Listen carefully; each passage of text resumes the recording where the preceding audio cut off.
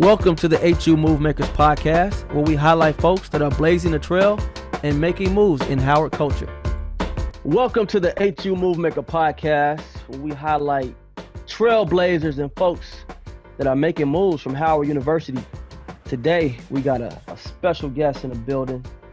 This brother is the founder and president of Positive Deposits Incorporated, 2016 NCAA Coaches vs. Cancer Hardwood Hero, branch manager at Wells Fargo. We gotta talk about Wells Fargo. They've been fucking up lately. I knew it was coming. They need to get his brother promotion, man. Graduate of the Greater Washington, D.C. Leadership Development Program. 2019 Prince George's Power Moves Award. Corporate partner by Prince George's African American Museum. Man, got his Bachelor of Business Administration, School of B in the building. Yes, Delta Sig. Yes, sir. Road chapter. Kappa Alpha Psi. Is that Z chapter? Is that chapter? Z chapter. Z chapter. Yeah. One of the nukes, man. When I was at Howard, we ain't had no Kappas, man. So yeah, we can definitely talk about that. But also, man, Campus Pal. I don't know how that's not in your bio, man. Don't front on the pals, man. Oh. Front on the pals. They didn't even have pals in his bio. I guess pals ain't got no clout these days. But anyway, you got clout, bro. We want to welcome Presley Nelson Jr. from Philly. Yo. From Philly. What's up, man? I'm good, man. I'm chilling, man. Happy to be here. I appreciate the invite. I've been waiting for the invite. For sure, man. For sure, bro. So we got Presley in the building. When I met Press, this was like 2000, 2001. Press had cornrows and had bars too, man. You still got some bars left? John Early is still there. I got something new coming, you know. Okay. Got something new coming. So, you know, it's a bunch of places we could start, man, on a bunch of different levels. I would like to talk about your recent work, you know, yes, sir. What you're doing with Positive Deposits. Can you talk about that a little bit? Yeah, man. Positive Deposits was a vision that was put into me after I finished my second journey with cancer. I'm a two-time cancer survivor. I was diagnosed in 12, and then diagnosed 2018, just recently. And so after I finished my second round of survivorship, it stuck out to me because I wanted to always do a nonprofit. And I was like, working at the bank, it's about financial literacy. However, when I sat down and I really digest, like, all right, I'm about to start this nonprofit and I want to impact the community, what makes more sense? And I slept on it. And then I woke up and I said, I need to start a nonprofit for cancer survivors, especially in the Black community. We don't talk about it. And that was the basis of creating a space, a platform for cancer survivors like myself, African-American cancer survivors, to actually have a voice. And because we as African-Americans, especially with cancer, we don't want to talk about it. We dealt with it, it's over, right? However, it's therapy for your soul. And so I started it. It started out in November, so it'll be a year. You see what I'm saying? Coming up a year this year. But there was more components to it because I also had to think, like, what else do cancer survivors would like to do? They would like to eat better. So live cooking demonstration classes. I was working out. So we have a survivors boot camp coming up, and of course raising money. And so that's how it came about, Josh. That's how it came about. In the logo, as you will see, it will have a purple and a green, a lime green, and those colors represent the cancers that I survived. But the logo also has a smile, and basically it's the can in cancer that creates that smile, and that we can survive. And so that's how we started, man. Started Positive Deposits. So what cancers did you beat? So I beat lymphoma and then non-Hodgkin's lymphoma. So the first one was large B-cell lymphoma. And so large B-cell lymphoma, I had a mass that was the size of this, bro, in the right side of my chest, and it grows at 60 to 70% rate. So if you don't get any treatment, it can just expand and keep on expanding, and it can actually kill you. And so that was in 2012. I had to take R-CHOP, which is a very, very aggressive chemo, 6 cycles of it every 3 weeks. And just taking that treatment, man, it was rough, man, because your hair's falling out, man. I remember I was at work, and this is after the first treatment, and I was in the break room chilling. I just did like this, bro. I was just like, I was tired. I was like, a whole clump of hair was in my hand, man.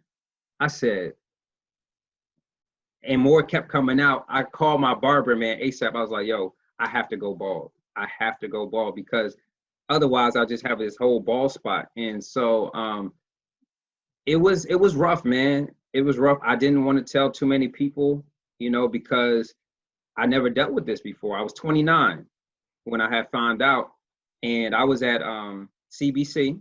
I was at CBC, and when B. Smith's was open, so there was a big party there, and my line brother had said, bro, you don't look too good. And previously, I started to gain more weight. So I'm thinking like, yo, I'm all right, I'm getting some weight on me. I'm the skinny dude.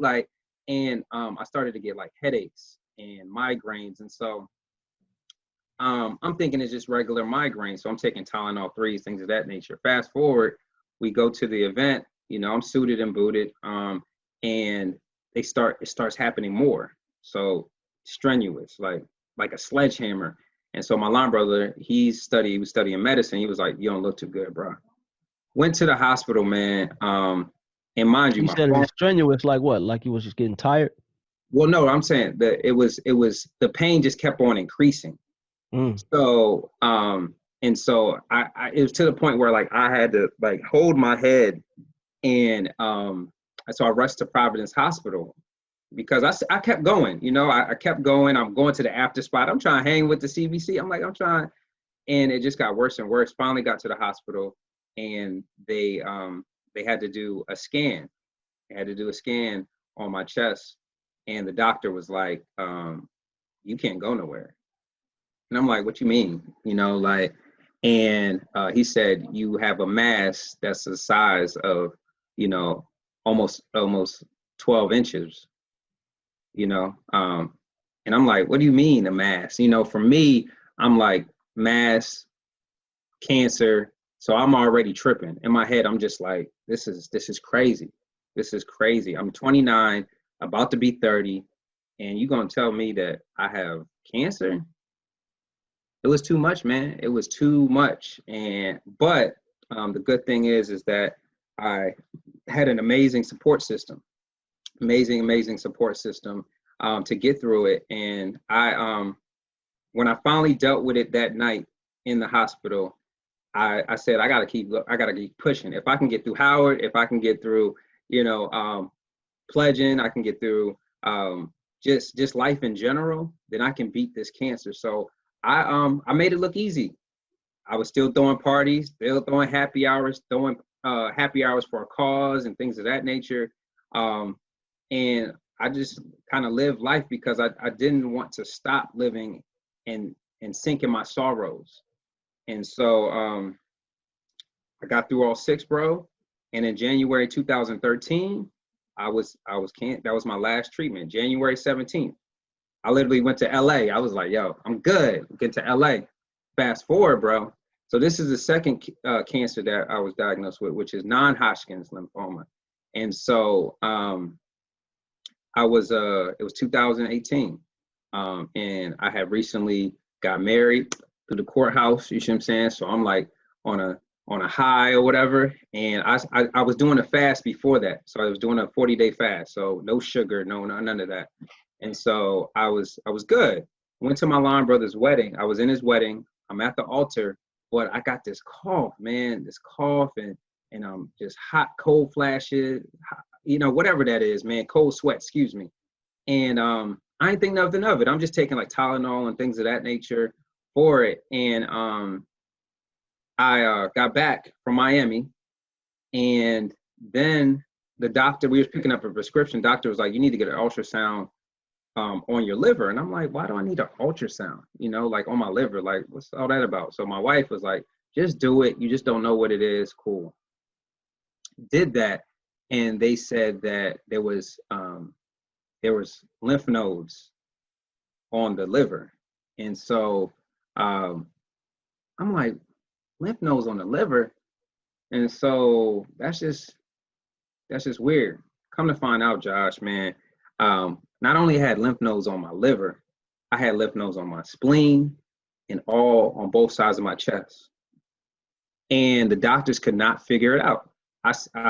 And they couldn't figure it out. They were like, well, we don't know what this is. I went back to work.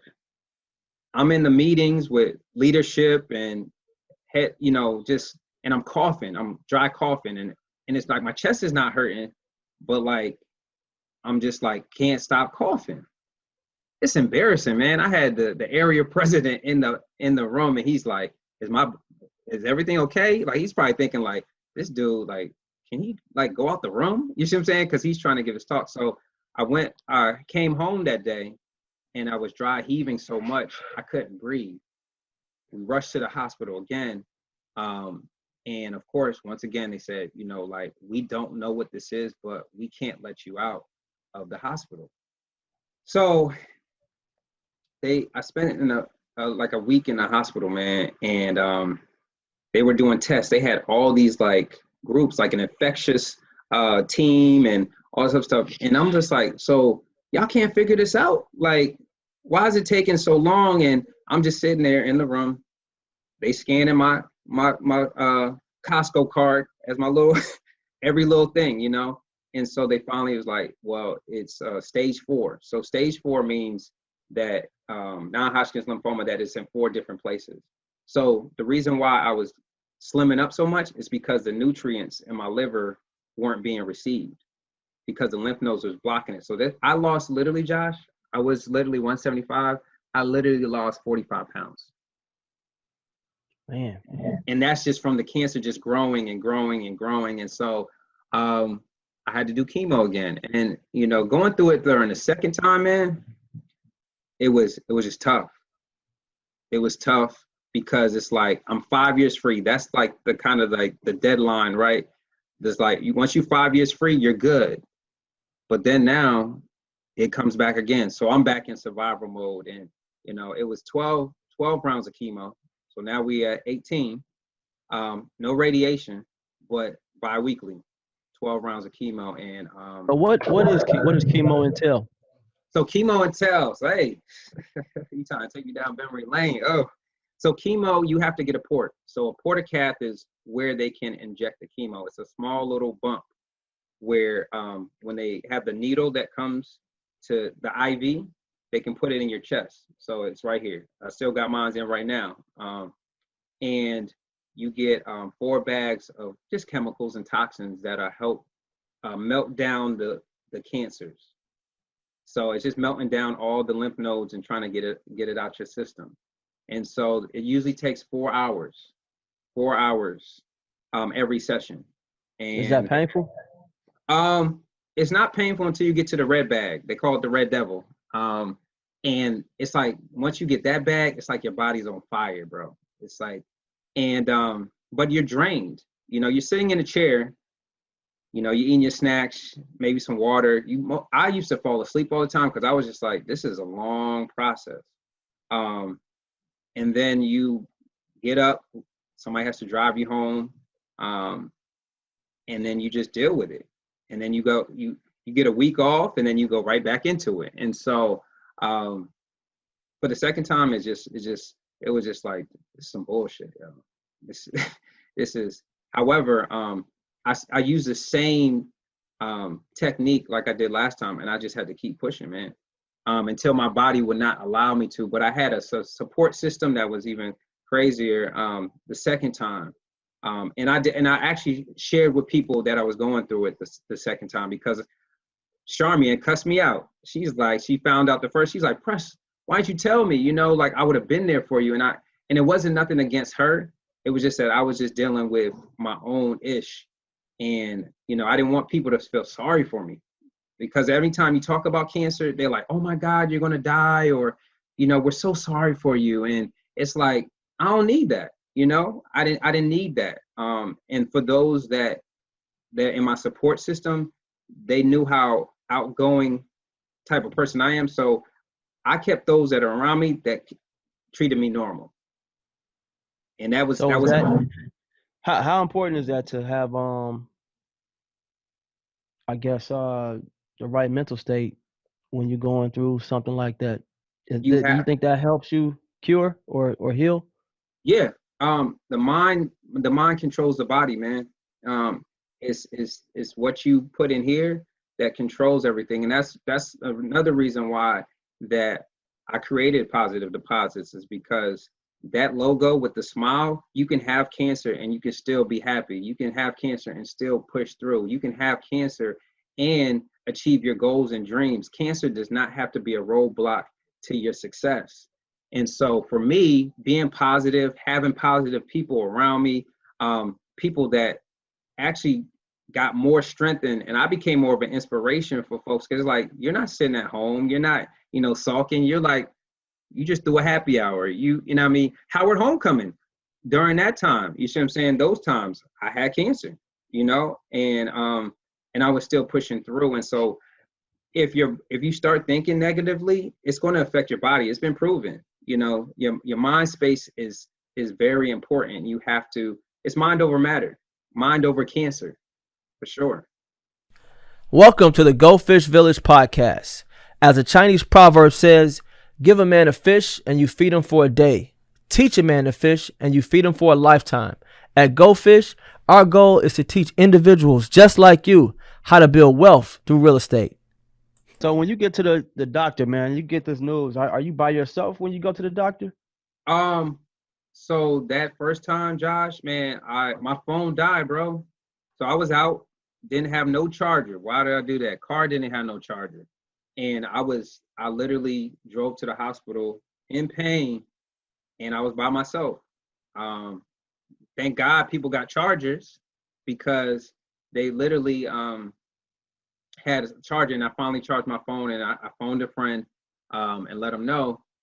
And they was just like, yo, I'm so sorry.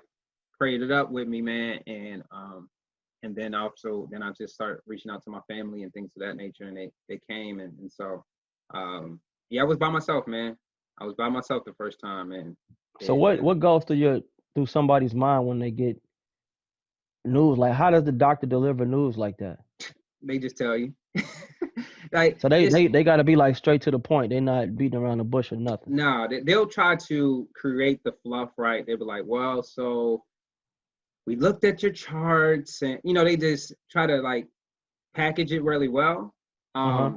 And but then, like me, I'm like a straight, yo, just tell me what's going on, and when they're unsure, I feel like they knew, but they didn't want to tell me so immediately, right? And sometimes you have to, especially, just, I say, not even with just cancer, just ask them, hey, just let me know what's going on. It's okay if you tell me the bad news. I always ask for the bad news. So but they'll let you know, and then they'll tell you about the treatment plan, but it depends on what hospital you go to. That's always important. Providence Hospital took very good care of me. So unfortunately they're not up and running now, but they took very good care of me. So it was good, man. It was. What emotion went through your body though when you find Sure. that? Is it like not real? Are you like in disbelief or Oh denial? yeah. Or It's the why me. It's the why me, man. It's like, I'm good. I've been good up to this point. Why do I got to get cancer? Why? Like, you hear about it, but when you go through it, you're like, yo, my life is about to change. And going through the process of chemotherapy, going through the process of the side effects, you are in a space where you just want to keep fighting and surviving. And you have to have a strong mental. You have to have strong support. You have to have that. Otherwise, I've come across some cases of folks that didn't make it. Some caregivers was like, I wish I would have pushed him or her to do more and not sit in the house. And I wish that I would, have done things differently so that my husband or wife or brother or sister could survive. But sometimes some cancers, if you don't catch it soon enough, it's too late, tell me more about the support system you had. Obviously, your fraternity.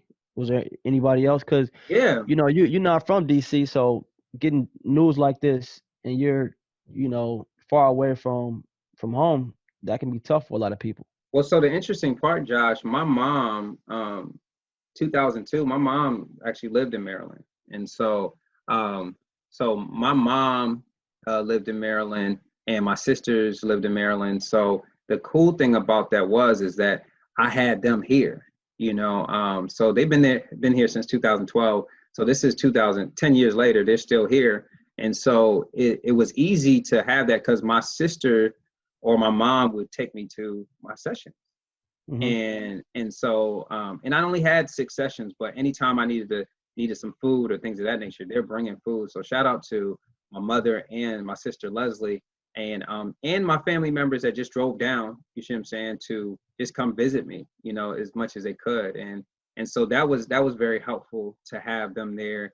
And then just my friends, I had friends in my circle of friends that would come and bring me food, or like just sit at the crib with me, just playing video games or just like, yo, let's go out. You see what I'm saying? And I think even my promoter friends were very supportive.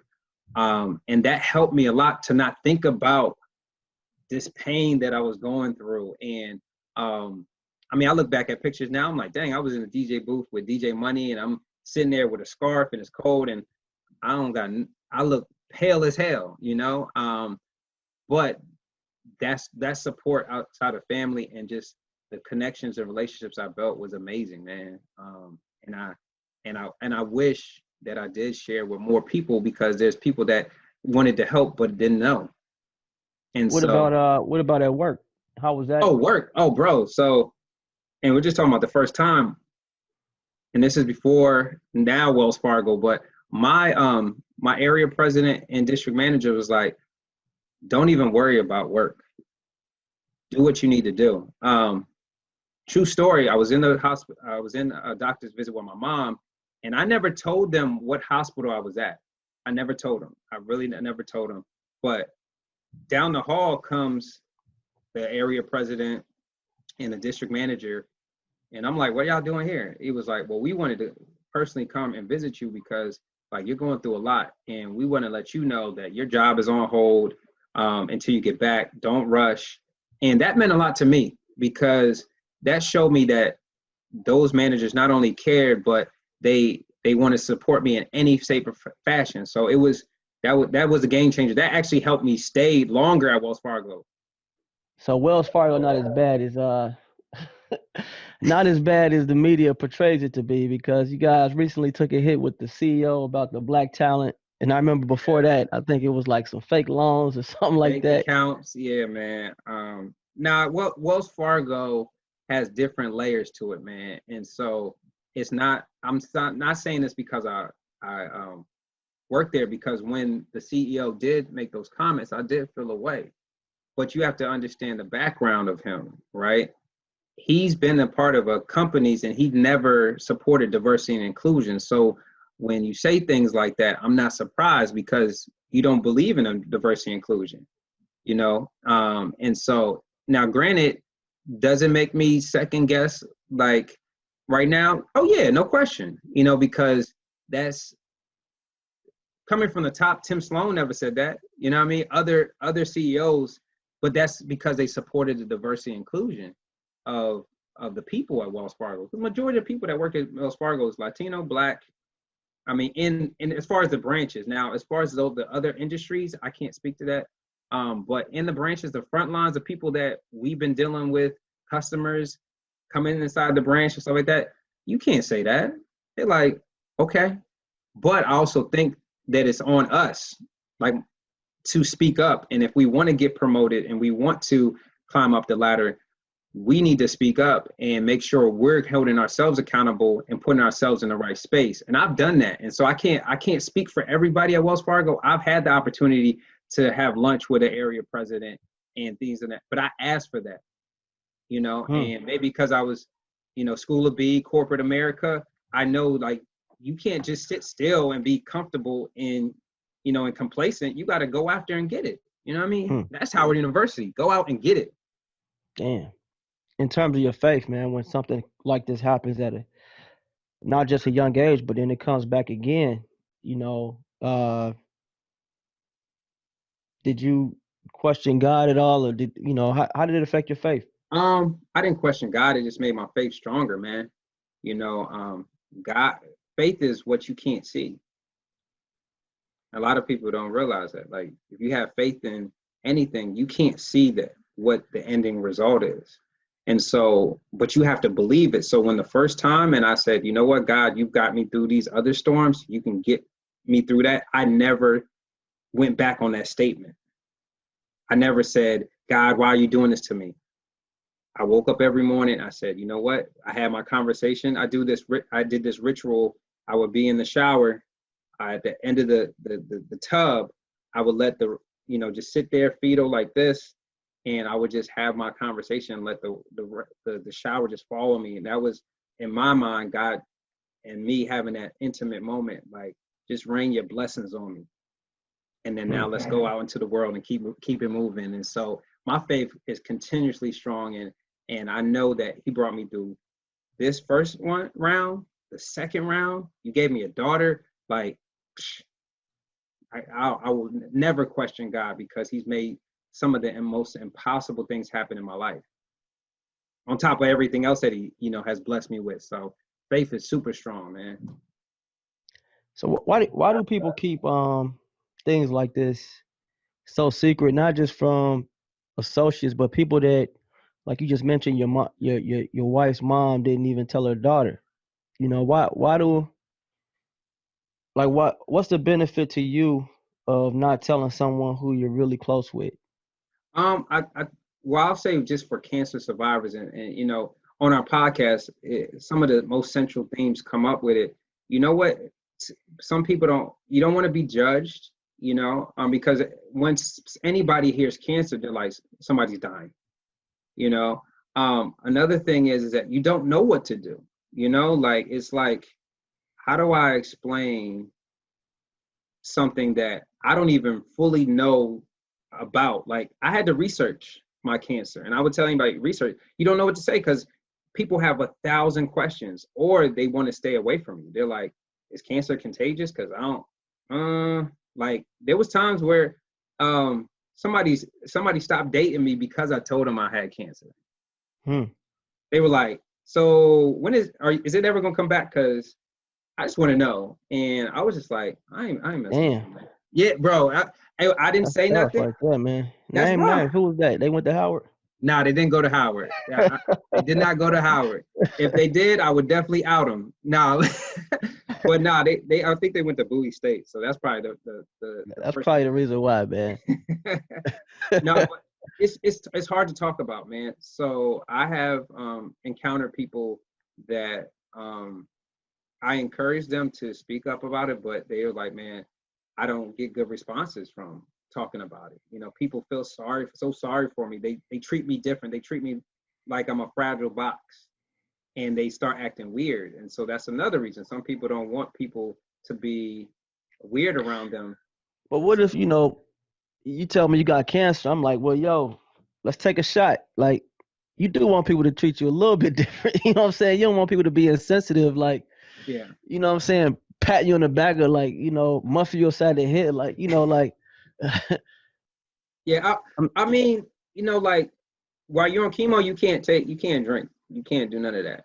And so, right. Like, I don't like one shot, man. One shot ain't gonna hurt. And I'm gonna look at you like, no, because you can literally mess up your treatment plan, man. And so for my 30th, I told the cocktail waitress, when you got a good relationship with the venue, I was like, yo, make 2 carafes, make it look like it's a mixed drink.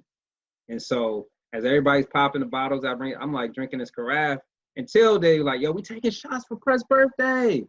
And I'm like, all right, I'm gonna take my shot. I got my drink. They're like, no, here. And I was just like, I had to tell her, like, yo, I got cancer. And she just dropped her shot, bro. Dropped it like, you got what? And then it was a whole crying session, man. And I was just like, see, some people, I was just like, this is why I didn't want to say nothing, because now you sitting here like, are you gonna die? And I'm so sorry for you. And I was just like, but that's everybody reacts to cancer differently. And so it's different. However, I just believe that once you're here for a reason, I'm here for a reason. You see what I'm saying? And if you can share your journey, it helps people, man. We've gotten responses from the podcast that say, man, I wish I had this when I was dealing with chemo, because it inspires me to, continue to push through, because it's a lonely world, man. Cancer is a lonely world if you don't got support, How did it feel like, what was it, people that like stepped up and that you weren't even expecting to? Yeah, man. So I would say when the first time when I went into the hospital, it was like a club in there, because there's so many people that came to come visit, and I had to work a deal with the nurse, because on that floor, like, it's like you only can have like 3 visitors. But people just came out the woodworks, man. When the whole cut off your hair campaign, I didn't think that they're not from my chapter. These are people that are like, they're noobs, but we cool. You frat, you got the alphas that you cool with, but just imagine an alpha that you're not really sure, like, you cool, but then he pull up, and when you're going through a crisis, you're like, wow, so those builders relationships. What was it like to, because like people often say, give somebody their flowers while they're still living. What was it like to see that outpouring of love? Man, it was beautiful, man. I'm trying to not to even tear up right now, man, like, because it's amazing. You see who really rocks with you, who really fucks with you, man. And even the backlash of the folks that said, yo, I wish you would have told me, the response was just amazing. It was amazing. You don't realize who really rocks with you until you really going through something so tragic. You know what I mean? Like, that's the real ones. And I know a lot of people from Howard are some real ones, especially the pals.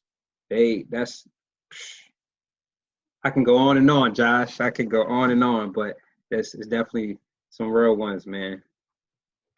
So this whole time, are you working on positive deposits? Is that in your head at that point? At that time, it's so funny you asked that.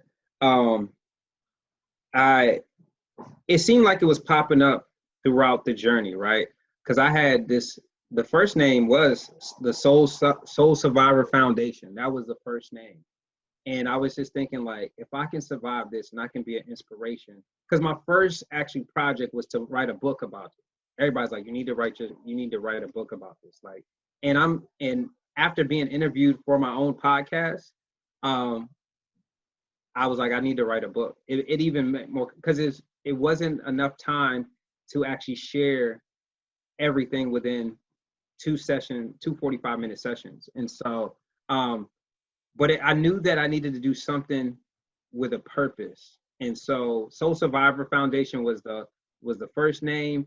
And then I was like, it don't sound right. And then I looked it up and somebody already had it. You see what I'm saying? Like, so, but then I was looking and with positive deposits, I know it's a very cliche, the positive deposits, but it's the building relationships and the positive messages that help build relationships. And I said, cancer is a positive thing. It doesn't have to be a negative. And so because of that, I said, you know what, I'm going with it. We'll see if I register, and they come back and say, nope, you can't do it. And it came back, and I said, that's what it is. Shout out to Corey Mecca, you probably know him, but Howard alum. He designed my logo. So majority of my board, Howard University. Shout out to Dana Downs, she's Howard alum. David Canada, Howard alum.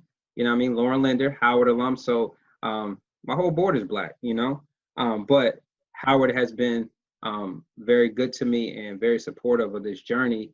And we just getting started, only a year, and we've done a lot. We donated masks to the Howard Cancer Center, about over 250, man, to the patients. We just donated meals to the Howard Cancer Center. Shout out to Cinder Barbecue, like, he's a cancer survivor, and so that's just the amount of work that we can do right now in this climate. But once we open up, we have so much more to give, and we're still going to work in this virtual world. But yeah, Positive Deposits was good. It worked. The logo's clean, and we're here to help cancer survivors be in a better space, man, and being able to talk about it and be comfortable and see other African Americans. We have Caucasians on there too. Like, it's not all about just our target audience is that, but you know, race has cancer has no color. You know, like it doesn't, because once. Well, what was it? I mean, what was it? People with cancer that reached out to you and say like, "Hey, man, you're an inspiration." Yeah, yeah. They many people have reached out and said, "Man, I'm glad to know that not only that you're okay, but you know, I can beat this." You know, my friends that family members that got cancer, they would call me. You know, Bianca, she called me the first time she found out. I was the first person she called, and she was like, "Yo, I just found out I got breast cancer, and I don't know what the hell to do." Mm. You know, like, I don't know how to feel. This is fucked up. And I just had to, I was like, you'll be all right though. You know, you'll be okay, because this is just one roadblock that you're going to push through. My best friend, he found out his dad had prostate cancer. It messed him up. He was like, my dad is like in his 60s, he got prostate cancer. I don't know what to do.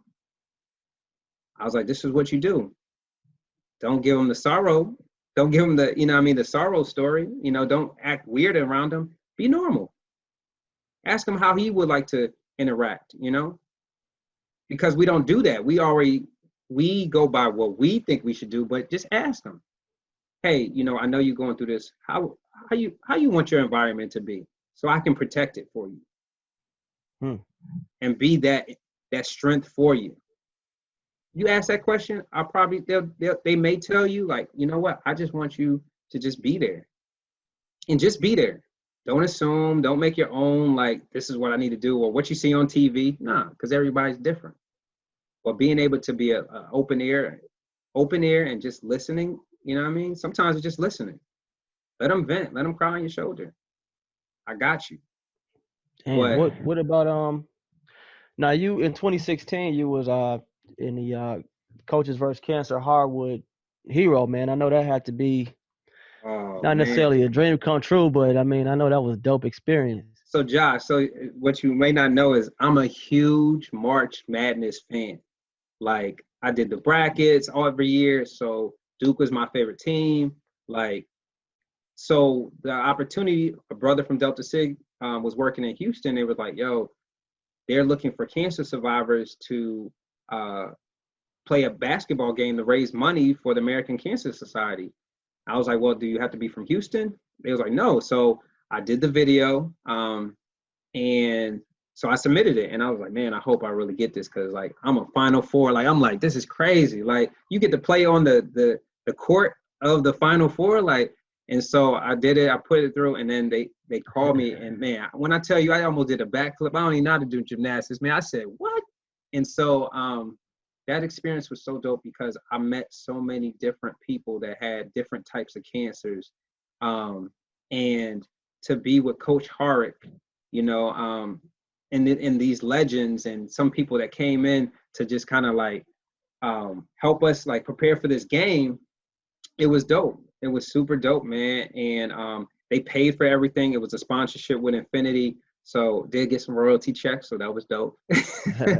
Got some bread off it. But I had 16 new friends, 16 new cancer survivors of different types of cancers that I could call my brothers and sisters. You know, we keep in contact now. Some people in Houston, some people in Atlanta. My first guest on the show was a Hardwood hero. You know, his name is Thomas Cantley. You know, he's from Canada. He's from Canada, man. And he had testicular cancer, stage 3. You know, so understanding what that is. And so a lot of times it was great to have that experience, and you create another family, man. It's another group of people that we can, you know, depend on. They didn't call me to come back the next year, so I was feeling kind of way, you know. But it was a fun basketball game. We raised over 700,000, bro, through that campaign. Wow, Yeah, that's nuts, man. bananas. So you come to Howard, man. When you get to Howard? I got 2000, man. So coming to Howard, 2000.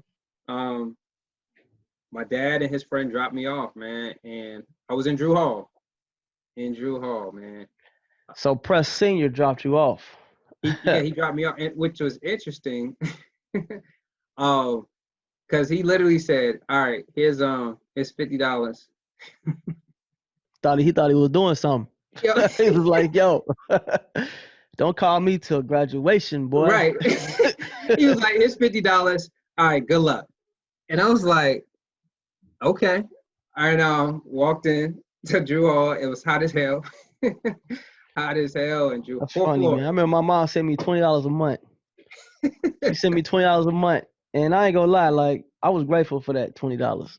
I was grateful, bro. When you realize it, like the calf, and well, at that time you can't go in the punch out unless you had certain status, or the bison dollars or whatever. You see what I'm saying? Like and when the lights were low, you see what I'm saying? When it was in the cut, low, not this glamorized thing they got going on now. Like it was who's who, you know what I mean?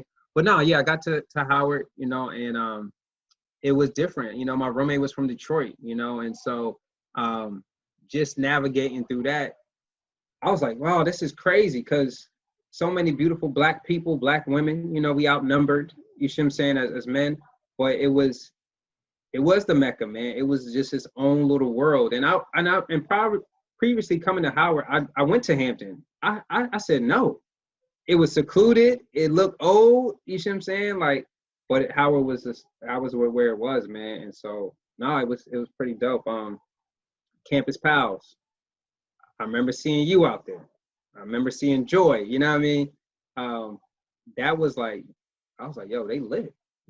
They going, but y'all it was just a tight knit family. You see what I'm saying? So, and we'll go into that, how I even came about Campus Palace, because at first I was just like, man, I don't think I'm gonna make it, because y'all were picking exclusive people, and it was just like, you were picking. I was like, the type of people that are coming out and getting picked, like Kyle Pitts. I was like, oh dang, like how he so exclusive? You see what I'm saying? Like, like that's okay, all right. What was it like coming? I mean, what was the scene like as a freshman when you got to campus? When I got to campus, man, like I remember it like yesterday, man. Like it was being in Drew. That's the bonding on your floor. That was everything, man. Like and most of my friends that I met that my freshman year, we've been friends for 20 years. We just did a 20-year collage because that's how tight that we stayed. Wow. But yeah, man, 20 years of friendship. But it was different. I mean, not to what people are doing now, calling on the phone to like get your class schedule, you see what I'm saying? Like, and first, and this is, I hate saying this, but I missed homecoming the first time, man. When Jay-Z and Beanie Siegel and all them, I was at work. How did you miss it? Oh, you was at work. I had no money. I was grinding, man, and then I heard, and I was pissed, because I'm like, so Beanie Siegel, Freeway, Memphis. Damn. Bro, I was so pissed. Kyle came back and he was like, yo, I was on the stage in front of, and I was like, are you serious right now? That's when I was like, I ain't never missing a homecoming again, yo. Never. I missed that first homecoming, but it was dope to really, everything I saw like on school days, that's how, that was my reference. I was like school days. So I'm sitting there, you know what I mean? Like in the classes, all, you see what I'm saying? Like smart, intelligent people from all different places, getting together, the meetups, and just living life like it was dope. It was, and especially the parties. Shoot, parties was crazy. So when you got to Howard, did you have a plan to like, to join certain organizations? Like what was the goal? So the goal was, so I didn't score high enough to get into engineering. So I said, all right, I'll do School of B. I switched to engineering. So my goal was to be an industrial engineer. That was dope. unfortunately, Howard didn't offer industrial engineering as a degree. So I was like, dang. So, because my goal was just to be an engineer. Be an engineer, make hella bread. That's what it was. Like, engineers make a lot of money. And so that was the goal. And but then I started to, just enjoy Howard experience. And then 2002 came, went out for Campus Pals, and I made it. I said, oh snap. And so Campus Pals changed my life.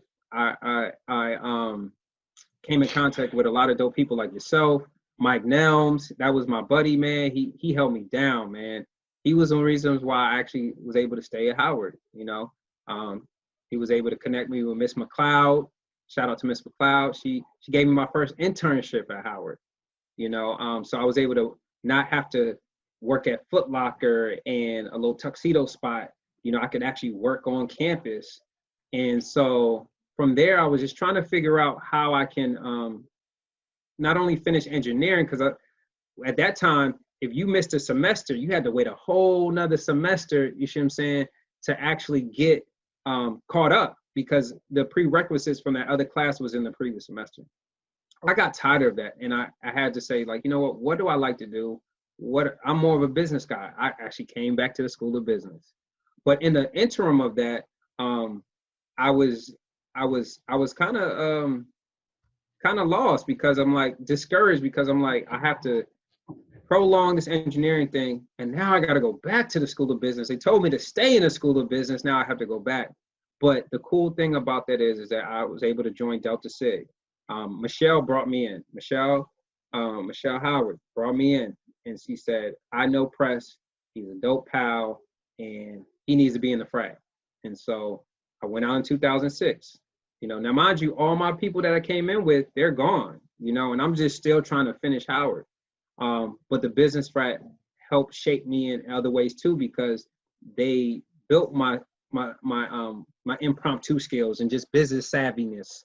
And I was able to do that. So Howard messed up my scholarship. I had applied for like a special scholarship before all this other craziness with Howard that's going on, these mystery funds. And they rejected it. So I'm trying to finish out, and they rejected it. So when you talk about other organizations, I always wanted to be a Kappa. And so I ended up being able to pledge Kappa as well, and become a So Kappa. tell me about the what's the intake process like for PALs, as much as you can describe it. I would say, I'll say this: the intake process is interesting. It's a various interviews to. Because I was on. You said you became a PAL in what year? 2002. Jelani brought me in. Okay, so I was on the executive board then. Yeah. So You was in what's one the of my intake interviews. process like? You gave me so. This guy, for y'all don't know, gave me one of the hardest times in the interview process, but it shaped you to think on your feet. It shaped you to pull out who you are. And so obviously there's a serious interviews, and then it was orientation after that. You know what I mean? Like everything that we went through was to help us to be better pals when we came out of it. Handwriting letters, you see what I'm saying? That's a more personable touch, being able to put on events, and also the variety show. You can't forget the variety show, and so being able to do that in that process helped us. So all it was preparation to be a great pal, but also add your flavor to it and make it and take it to another level. And so you can wear the shirt, but you can't be quiet in the pal office, as Tamika would tell me. Can't be a fly on the wall. You got to participate. And what about the intake process for Delta Sig? I mean, because it seems like on Howard, every organization got some type of process of like learning about history or doing what somebody did before you. What was that process like with Delta Sig? Sig was dope.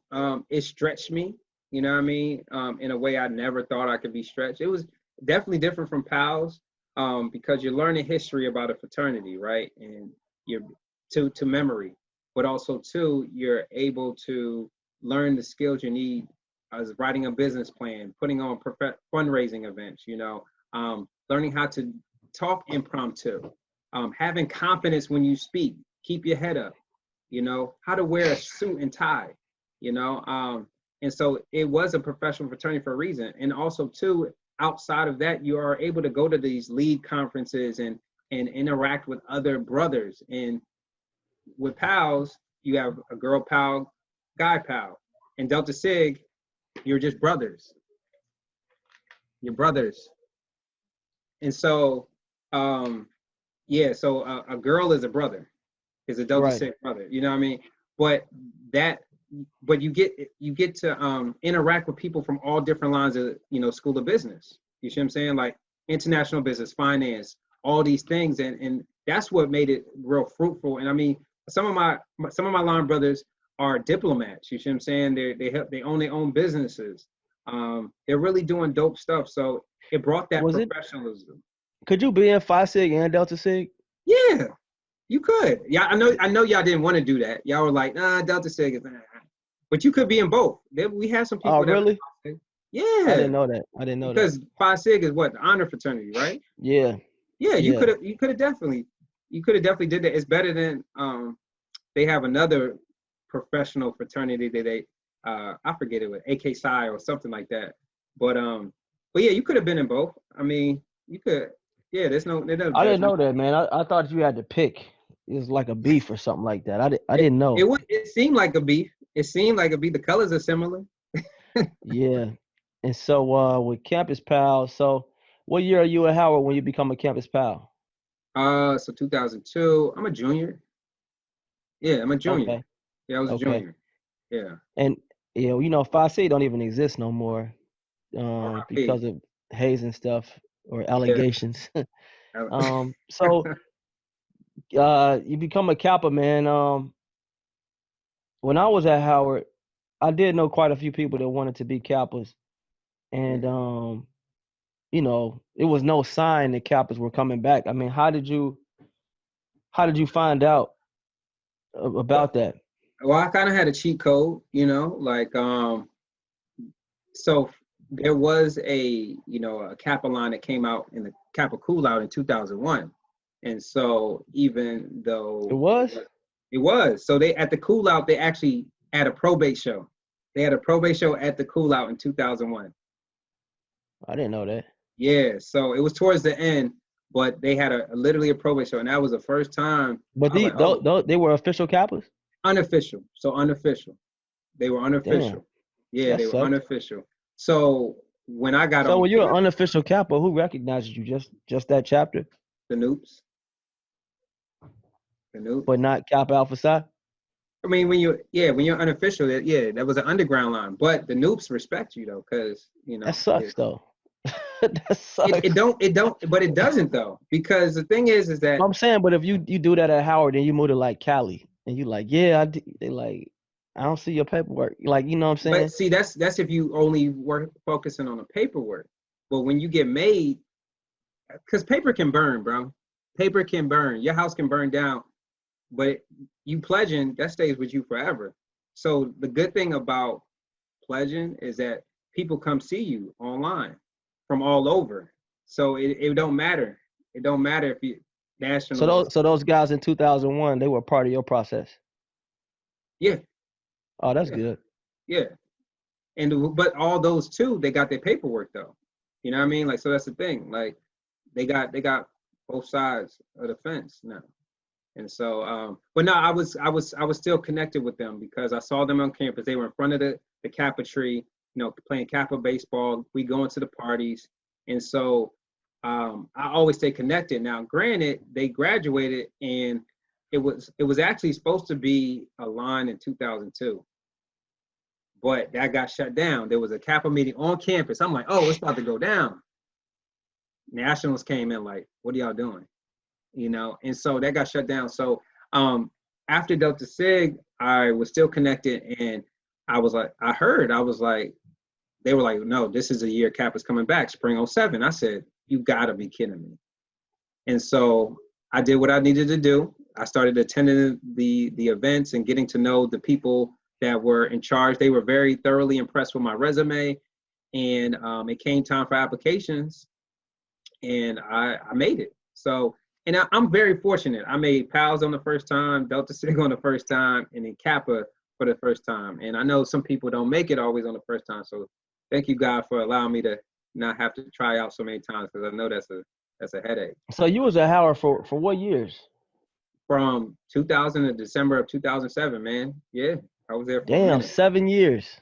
Yeah, unfortunately. And then unofficially, Did that go past quick or it went past quick, but once like the engineering students that came in with me that did 5 years, because engineering could take 5 years, once they left, I was just like, yo, I gotta hurry up and get out of here.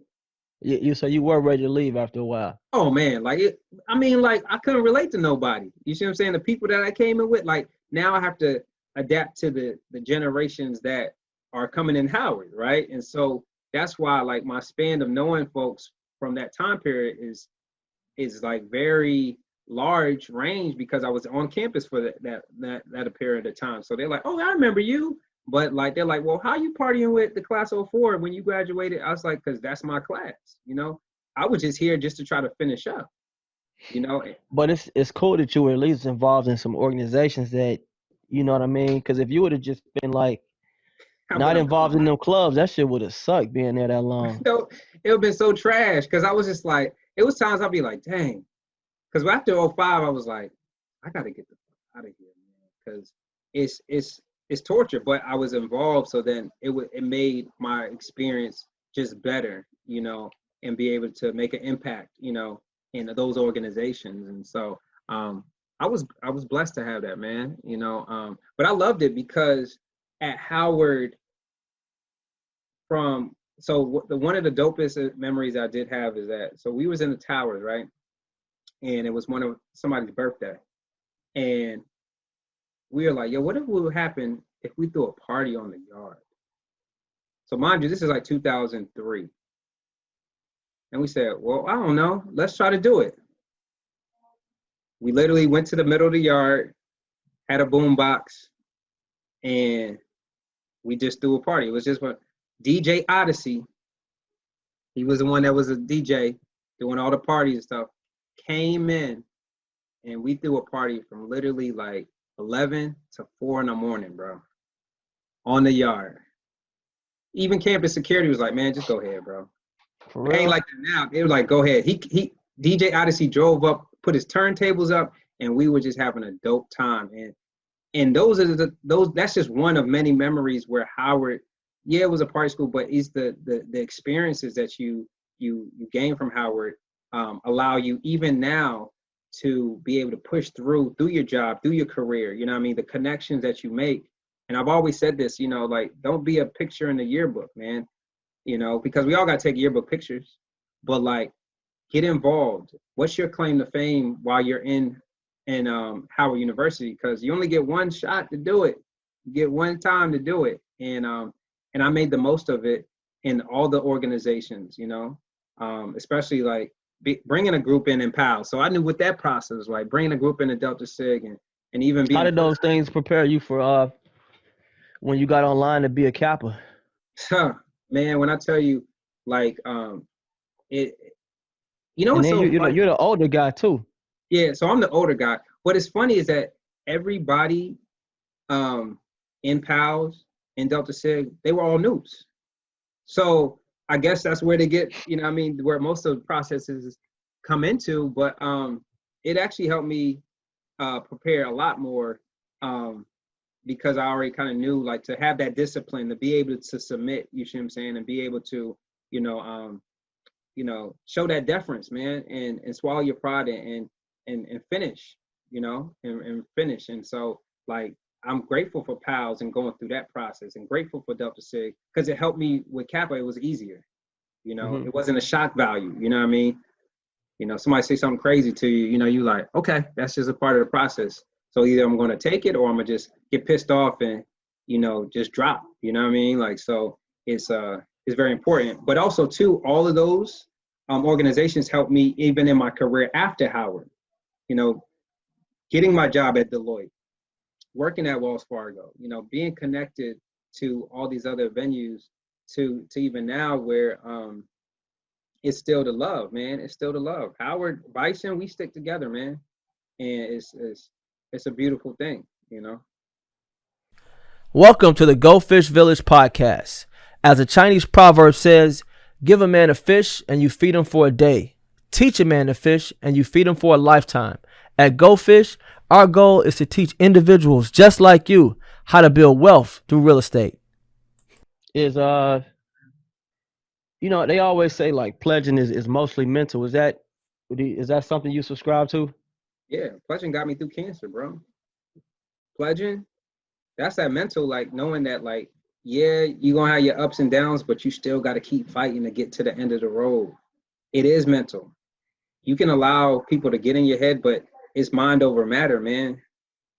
Because deep down inside, all everybody wants to see is who you are and how strong you can be. And you have to push through, man. You have to push through. So what was it like to come out? What do you mean? Like as a not of the closet.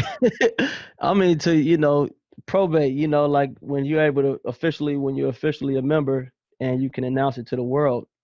Did you guys have a probate show? Here you go. All right, man. Okay. So there was a probate show. There was a probate show when you talk about Kappa. It was a huge probate show, but I will say this is that sometimes the show can continue.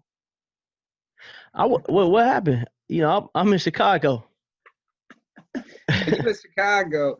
So yeah, no, so there was a probate show, right? And the thing about it is that sometimes you have to know what is in for you, man. And so, like I said before, and it's funny that you asked this question because it's all everybody always asks. But the probate was great, but sometimes you just got to pick up and the pieces and finally be complete. And so the show had to continue, and then unfortunately that wasn't my Super Bowl.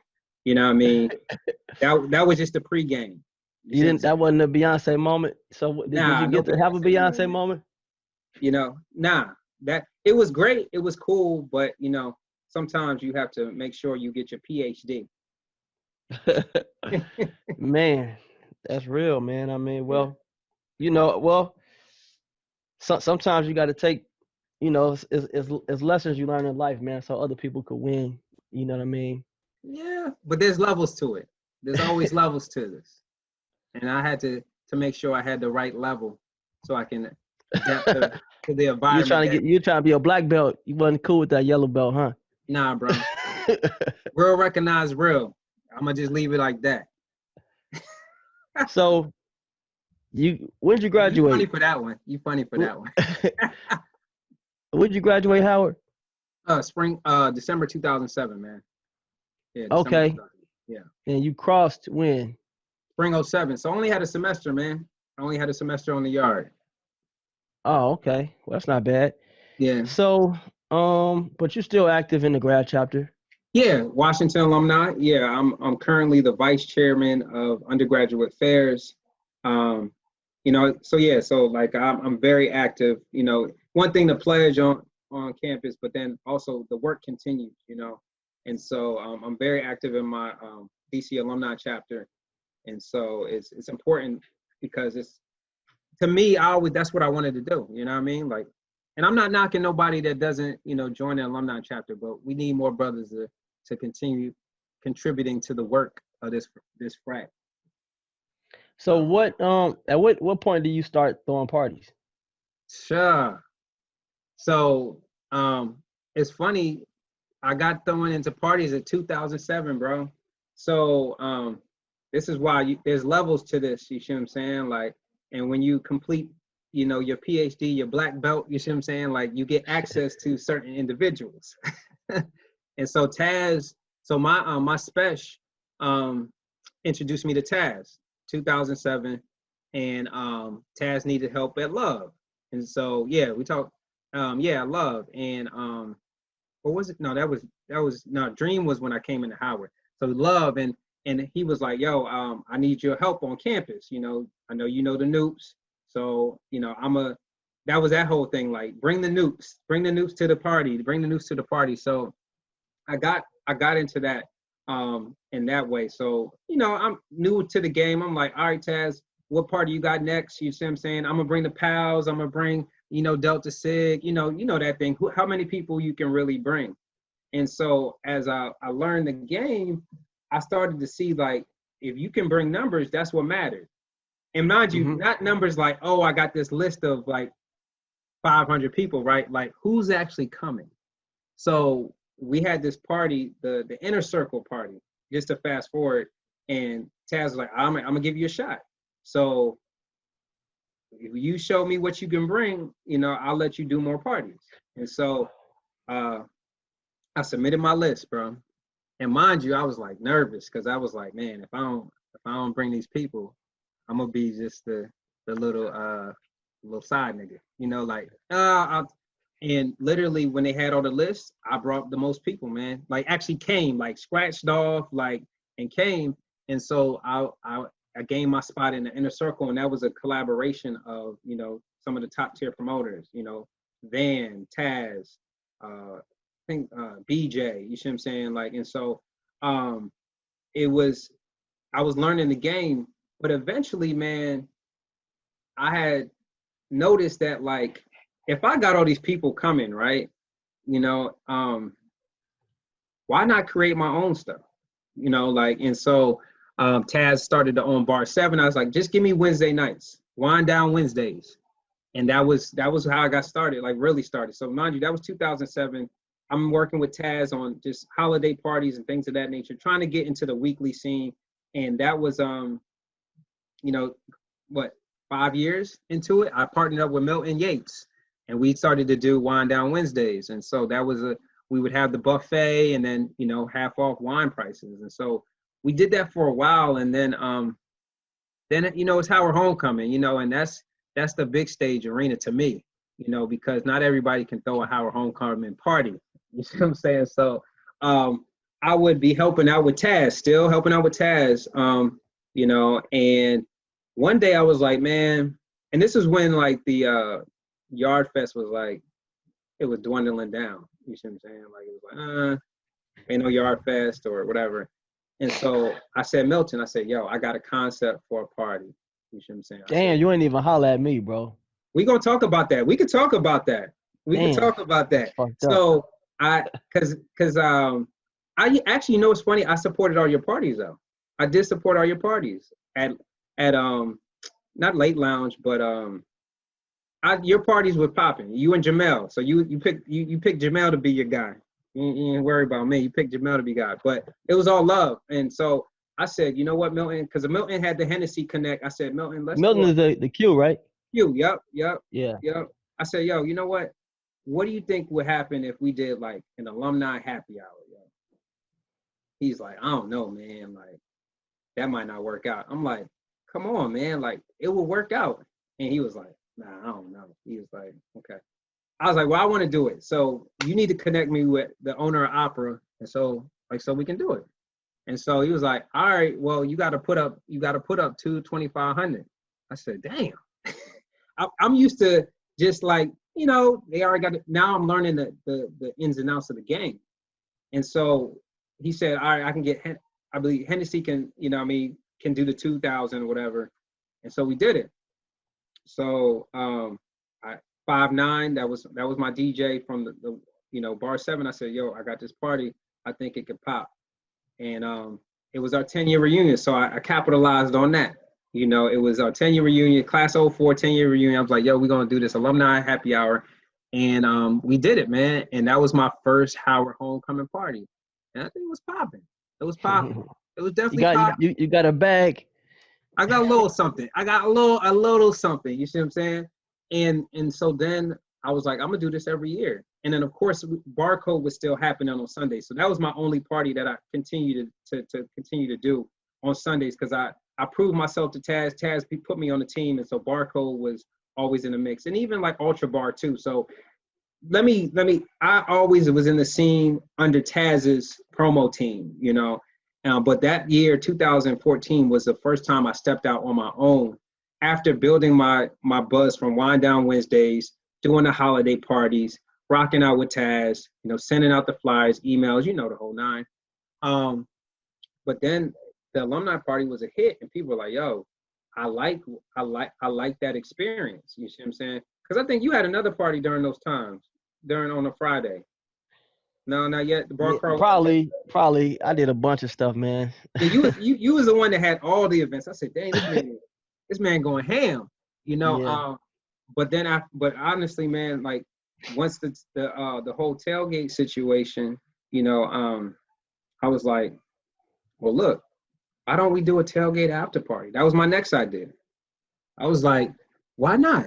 You see what I'm saying? Yeah, and that's smart. I was like, because Bar 7 was closed. That was another opportunity. Bar 7 closed down. So I was like, and people Right, 'cause Bar 7, that's where like the little after party was. that was the after party. And through Taz and BJ, I would hop on, but then I would, you know, I would get the benefits, but you know, like I was just like, all right, I can get a couple people in, but you know, like, Press, you good, you know, I know what you do, but like we gotta get this money. And so I'm like, dang, you know, like, so I was debating, man. And one of my OGs from Howard was like, yo, what you gonna do, man? Your alumni happy hour is good. You have that opportunity. Are you gonna do it or not? And I said, I don't know, man. Like, this might be a dub, you know, like, and I said, you know what, let's do it. And so then, you know, shout out to Man Up and also Usual Suspects. So I was like, well, I'm gonna get the contract and I gotta bring on some people, you know? And so now the roles are reversed now. Now I'm the guy with the contract and now I bring on the people. And so then after that experience, you know, it was crazy because they were like, well, I thought this was Taz's party. I was like, this is my party. And so they was like, this is your party? I said, yeah. That's when it started to change. Click. And so then I realized that you can throw your, whatever idea you have, you just got to push through, connect with the right people, get the right marketing, you know what I mean? And I'm just learning the game. So now it started to be the thing, you know what I mean? And you know what's funny, man? When I approached a lot of people. Now I think I started throwing parties before you did. Yeah, no But I question. had hit up a lot of people to partner with them, and they was like, no. That's what made me go out on my own and go by myself. Or they'd be like, you know, I think I went to homecoming a few times, and then I saw what was going on, and I was like, oh, if this person is throwing a party, I know I could throw a party. But then I was going to catch like some of the people that you named, and they were like, nah, we don't need no help. Like, look, it's packed. I'm like, okay, you know what I'm saying? I'm like, Yeah. all right. So I had to, you know, I basically my first event was the boat ride, and I remember putting up the boat money ride for was that. lit. That was I like was there. That thing was that was like $40,000, but it sold itself, so I didn't have to do much work. It wasn't no crazy profit, but it was a branding thing, and I think after that, you know, I did a boat ride like 3 straight years, and then once internet and stuff became more popular, I just started to develop other nights, and then you get additional offers. But I just became so hesitant to work with people because I was just like nobody wanted to work with me when I first started. And now I'm having success on my own. But I did recognize, I was like, okay, I am getting older. That's when I hit up Jamil. I was like, all right, I'm a little bit too old to be out here. And that's when I hit up Jamil. So yeah, I mean, you know, talk to me about the competitive sport that is, you know, Howard Homecoming. Well, I'll say, let me, while you were explaining that, I cannot be remiss and shout out Bobby Patterson, because he understood, you know, my reach and demographic, and that's how I got on Black Hollywood. So when Black Hollywood, that first one, man, crazy. That first one, that could have been what 1,000 Bottles is. Yo, you know what I'm saying? We had the museum, and it was that shit. I bought tickets to that joint, and I had a party the same time, same day. I bought tickets. So that's how I got into homecoming parties. Outside of Taz, it was Black Hollywood. Bobby had it, Bobby and BJ, and I was the third leg of it. You know, after I think a couple years, because I was like, Bobby, like, I can bring the Deltas, or you know what I mean, I can bring the Kappas and things of that nature. Other people that y'all not touching, you know. And so that was the Friday night party, Black Hollywood, for for it to continue to go. But then after a while, and there was nothing wrong with that, but then I started to notice that, like, now it's the competition. In the competitive sport is who has the best party, because when I stepped out there, I didn't realize that I was taken away from the other parties. And so then I was like, well, dang, like, Taz has his party. He's doing his homecoming party. I'm doing my homecoming party. And Bobby's doing his now, because I stepped away from Black Hollywood. Yeah, I mean, he asked me to be on that Black Hollywood, and I didn't do it, but I did buy tickets.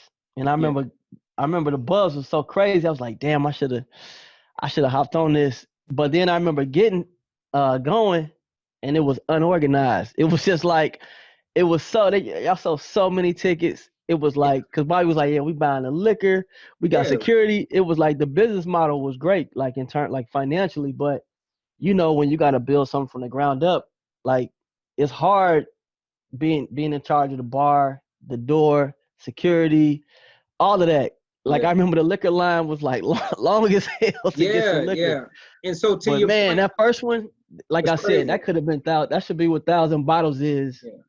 Right now, people think throwing these parties is easy. That shit's hard. It's not easy. So to your point, it's so much that goes into it, because you want to make sure that the line is not long enough. You see what I'm saying? You want to make sure you got the right specials. You got enough staff. You see what I'm saying? Because when you throw a party during Howard Homecoming, it can make or break you. And if it's not hot, or if it's not, you see what I'm saying, you can't do it every year. My alumni party now has been going on for this will have been the 7th year. And so it's because of that intimate vibe, you know what I mean? And it helped, because after they did your bar crawl, people would just come through. You see what I'm saying? Yeah. It would come through. And so with the tailgate, like, last year was one of the most epic years ever for the tailgate party. At Soundcheck. Yeah, I was there. I know. I was there. It was.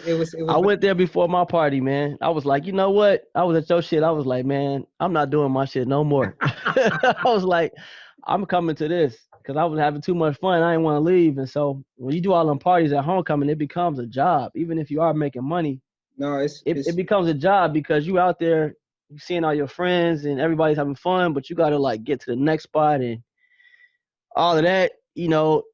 I was just like, I can't do it no more. But yeah, that joint was dope. That was a joint where it was like downstairs, right? Downstairs, yeah. It was downstairs. Yeah, that joint was popping. I appreciate you, brother. That took a long time to get there, because it's hard to throw on another new event and people want to party after. Tailgate is already a party. You see what I'm saying? Yeah. And so, but the cool thing about Soundcheck, it had more space than Bar 7. And so when it's spread out like that, it's not as narrow and people on top of each other, but it's dope. And then I met Yandy through both parties too, because it's so funny. Bobby was like, dang, how your party popping? He brought Yandy to not only remember the Bison, but also to the alumni party too. And so it just worked out. And I've met a lot of people sponsored with a lot of folks. So it was, yeah. Homecoming's competitive, man. It has to be, yo. I know when I started, it wasn't as competitive at all. I think it was like, and from what I remember, you, bro. You had the lane. And then it was like Mark Barnes, and then a bunch of little pop-up little house parties. Then I looked up, I think I took like 1 year off or something. I think I looked back, it was like 1,000 bottles, and I think when I got put on, I think when it really went crazy was when people started doing like brunches. And I was like, damn, Sunday got a whole lane too. I remember I don't know if it was your brunch or I went to some brunch. We were the only brunch homecoming party where it was crazy. Yeah. I went to that, and I think y'all was charging like 40 at the door, and people was just like happy to pay it. I was like, what the fuck is going on? Yeah, bro. So I went to that, and I was like, damn, homecoming is like, it's serious. Yeah. And so I remember I brought my wife. I was like, yeah, let's go. So we went to that joint. I just remember in my head, I was like, damn, I got to come up with a weekend. You know what I'm saying? I got to come up with a whole weekend now, but yeah, homecoming, man, it's fun. I mean, it's cool when you get to meet all of the promoters, and then you start seeing one flyer go out, then you start seeing all these flyers go out, and then you kind of see which themes are being repeated, because Yeah. obviously that means that promoter did well with that one. So yeah, it was homecoming is dope, man, and it's financially is great too, man. And I think everybody kind of starts with for the same reason, like, man, I want to put together something for my friends, Yeah. Something different. this and that, and Yeah. then it kind of turns into a business where you got to make money, because putting on these parties aren't cheap. It's not cheap, and the thing about it is, it's really well when you have to put a deposit down, right? And they're like, we not holding this date until we get this bread, and so that's the difference. However, when you have consistency and success, then like, you can negotiate. You know what I mean? Like, yo, I just made your venue like 25,000 last year. You still Hmm. want a deposit? I can Right. take my business somewhere else. Oh And yeah, 100%. yeah, I can take my business somewhere else where, like, and they can eat. No, no, no, no, no, no, no. We good, And but those relationships extend out, past Howard homecoming, and that's the beauty of that too, So that's a whole different circle. So, too bad no It, it, Howard homecoming's not this year. it's gonna be crazy next year. Oh yeah, and I'll It's be gonna be there, crazy. and And I I'm will. We need to like we need to I work collab, with bro. Cam. Yeah, We we need do. No, We and I do. mean, I'm I'm oh just saying, bro. I mean, we really need to no last minute. We gonna collab and let's do something dope, man. Seriously, because like, yeah, the opportunity is gonna be there. So no yeah, question. I would love to do that, man, for sure.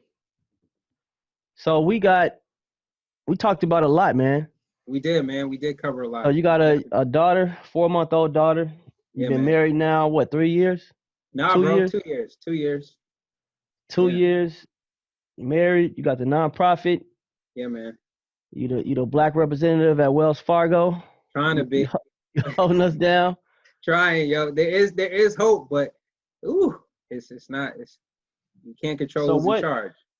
what advice do you have for the 18-year-old press that's coming to Howard right now? Wow. It's so funny. I anticipated this question. I was like, so I would say, one, continue network. Don't be afraid to get to know people that are not from where you're from, or just don't be afraid to be you. Another thing is to always go after your goals and dreams. You got to go after your goals and dreams when you come into Howard, because you're the voice that can make or break your Howard career. If you stay silent, you're just gonna be a picture in the yearbook, and they're gonna be like, "Who is that? Who?" You know. Um, and also too, just I would just say that have fun, man.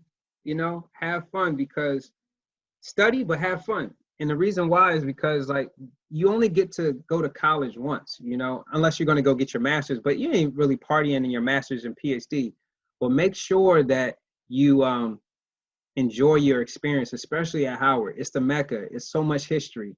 I would say go in the Founders Library and read the history, like understand the grounds that you stepped on.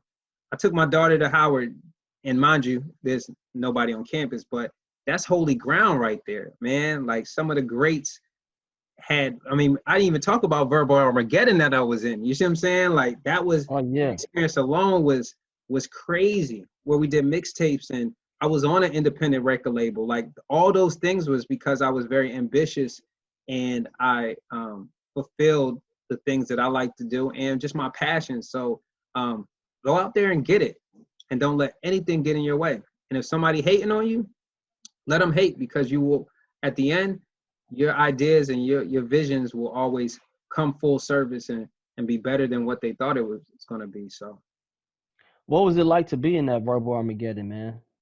So I'm going to tell you right now, man, Verbal Like, what was the Armageddon. preparation like for that? Because you got to come with So some I bars, was bro. still trying to learn how to be a rapper, right? Because I was just like a punchline king, you know what I mean? But to rap, you got to be able to have a format, right? Because you can have all these punchlines, but you say a dope punchline, you know what I mean? And then you say another one right after it, but then people are trying to still, like, digest that, you know what I mean, that first line. I'm raw than Eddie Murphy eating sushi. You know what I mean? Like, that's a deep line, because if you don't know about Eddie Murphy and Raw, you know what I mean? Like then you're like, damn, he said that. He said, oh wow. So I had to learn how to battle too. I never battled before. You see what I'm saying? And for real?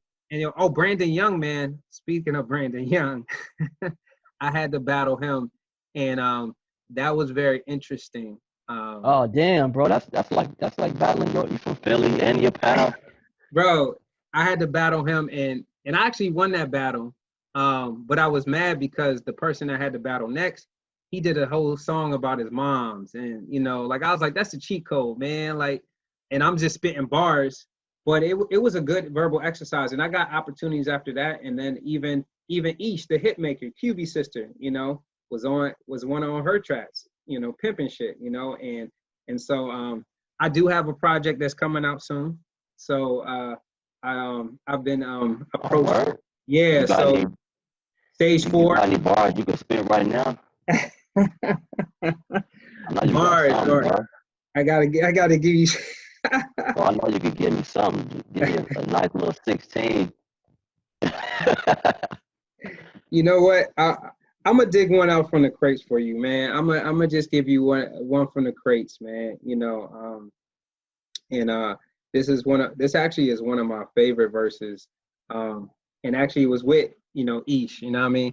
I said it, I guess it popping when it comes to some pimping shit. Black Bentley coupe, top down, purple twisting it. Left hand holding a Henny shots, I'm feeling it. Right hand gripping the steering wheel, I'm whipping it. American Philly pimp, bitch, I'm living this. Got these hoes working clockwork, funds unlimited. Even got professional hoes, they don't give a shit. They got 401k playing stocks and dividends. Target all the Wall Street niggas strapped with Benjamins. My roughneck Jones get it in strapped with Timberlands. Yeah, the Mac is back, never befriending them. They get out of line, pimp hand serves as medicine. My slick talk, pimp walk keeps them pedaling. Don Magic Juan himself said I'm a veteran. So on the other hand, this game is like adrenaline. I get a rush from every touch of these dead presidents. Oh, I hear Chicago reference, man. A little twisted in there. I had to, you know what I mean? A little twisted in there. I hear it. I had to, man. But yes, stage 4 is tentatively the name of the track of the EP, man. It's going to talk about my cancer journey, but also just real life stuff. Being a father, and it'd probably be my 444 album. You see what I'm saying? Like, we ain't gonna be rapping about the same stuff we used to rap about, but and then I'm done. That's one of my bucket lists. I'm just gonna do an EP and then I'm done, man. But yeah, Verbal Armageddon was dope, man. And shout out to Shotzi, shout out to, Zarkane, you see what I'm saying? Shout out to Nelson, man. Nelson was the one that put it together. He was a genius, and he definitely was dope, K Ruckus, like the list goes on. Pizzo, you see what I'm saying? Like Freddie Thumps, you see what I'm saying? Shock, man, you guys had some bars, man. I used to bars. Shock, man. Shock had bars. Man. He was right next to me in Drew. I was like, I remember when I got to Howard, I was like, damn, how can somebody rap that tight? Like, I was like, damn, this nigga's bars is crazy. Bars is amazing, man. So how can people get in touch with you, man, if they want to support or follow some of the work you're doing? So yeah, thank you, man. So as far as Positive Deposits, you can follow us on Instagram at Positive Deposits INC_. That's our Facebook and Instagram. You can go to our website, www.positivedeposits.org. My personal Instagram is at just JUSTPREZ. And yeah, that's where you can find us, man. If you know a cancer survivor that needs the support system, whether for their family or just, needs a safe space, please, we are here with open arms. And it's that's it, bro. That's us. That's it. That's where you can find me. Oh man, you've been a great guest, bro. Thanks for coming on today. Truly appreciate it. All right, thank you for the opportunity, man. Thank you for joining the HU Movemaker podcast, where we highlight folks that have contributed to the Howard legacy at the highest levels. To hear more interviews or purchase merchandise, please visit www.humovemakers.com.